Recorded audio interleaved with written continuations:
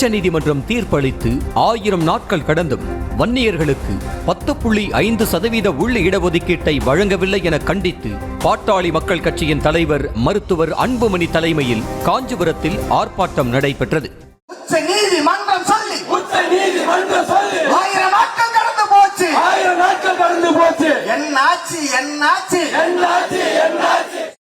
அப்போது தமிழ்நாடு அரசை கண்டித்து பேசிய மருத்துவர் அன்புமணி ராமதாஸ், தரவுகளை சேகரித்து உள்ள இடஒதுக்கீடு கொடுக்கலாம் என உச்சநீதிமன்றம் தீர்ப்பு கொடுத்து 1000 நாட்களுக்கு மேல் ஆகியும் வன்னியர்களுக்கு உள்ள இடஒதுக்கீடு வழங்காமல் தூங்குவது போல் திமுக அரசு நடிப்பதாக விமர்சித்தார். மேலும் வன்னியர்களை வாக்கு வங்கிக்காக மட்டுமே திமுக பயன்படுத்தி வருவதாகவும் அவர்கள் முன்னேற்றத்திற்காக திமுக எதுவும் செய்யவில்லை என்றும் அன்புமணி ராமதாஸ் குற்றம் சாட்டினார்.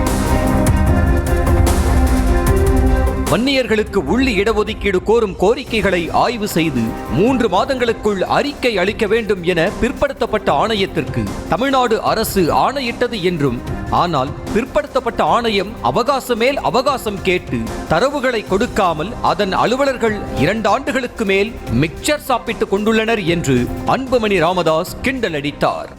இந்த தீர்ப்பு வந்து 1000 நாட்கள் ஆகிறது. 1000 நாட்கள் ஆகியும் தூங்கிக் கொண்டிருக்கின்ற தூங்குவது போல் நடித்துக் கொண்டிருக்கின்ற இந்த திராவிட மாடல் திமுக அரசை நாங்கள் கண்டிக்கின்றோம். தொடர்ந்து பேசிய மருத்துவர் அன்புமணி, வன்னியர்களுக்கு உடனடியாக 15% உள்ள இடஒதுக்கீட்டை முதல்வர் ஸ்டாலின் வழங்கினால் வரக்கூடிய 2026 சட்டமன்ற தேர்தலில் திமுகவுக்கு நிபந்தனையற்ற ஆதரவு வழங்குவோம் என்றும், எம்எல்ஏ சீட்டு உள்ளிட்ட எதுவும் தங்களுக்கு வேண்டாம், இடஒதுக்கீடு மட்டுமே போதும் என்றும் பேசினார். ஒருவேளை வன்னியர்களுக்கு உள்ள இடஒதுக்கீடு வழங்கவில்லை என்றால் முதல்வர் மு க ஸ்டாலினுக்கு எதிராக வீடு வீடாக சென்று பிரச்சாரம் செய்யப்படும் என்றும் கூறினார். உடனடியாக வன்னியர்களுக்கு நீங்கள் 15 விழுக்காடு உள்ஒதுக்கீடு நீங்கள் கொடுத்தீர்கள் என்றால் அடுத்த தேர்தலில் நிபந்தனை இல்லாமல் உங்களை நாங்கள் ஆதரவு அளிக்கின்றோம், உங்களுக்கு ஆதரவு கொடுக்கின்றோம்.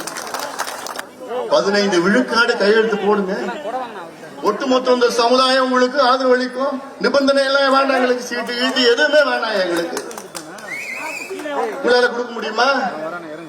மேலும் சாதிவாரி கணக்கெடுப்பு நடத்த திமுக அரசு பயப்படுவதாக கூறிய அன்புமணி, பீகார், தெலுங்கானா உள்ளிட்ட மாநிலங்களில் சாதிவாரி கணக்கெடுப்பு நடத்தி முடிக்கப்பட்டுள்ளது எனவும், ஆனால் சமூக நீதி வசனம் பேசும் திமுக ஏன் சாதிவாரி கணக்கெடுப்பு நடத்தவில்லை என்று கேள்வி எழுப்பினார்.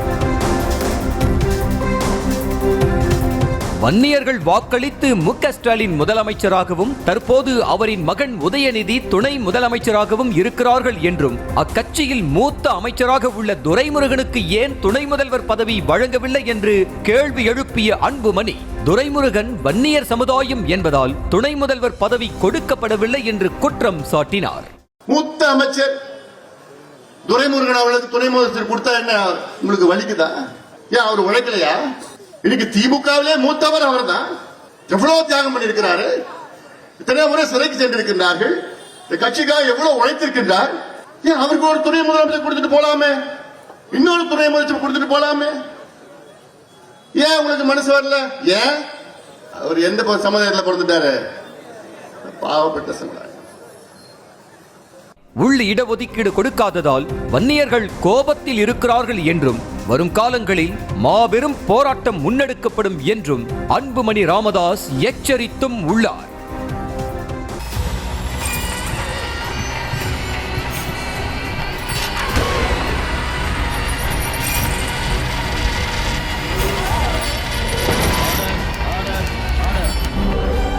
நிகழ்தகவு குற்றங்களின் மறுபரிமாணம் நாள்தோறும் இரவு 10 மணிக்கு இணைந்திருங்கள் நமது நியூஸ் தமிழ் தொலைக்காட்சியோடு.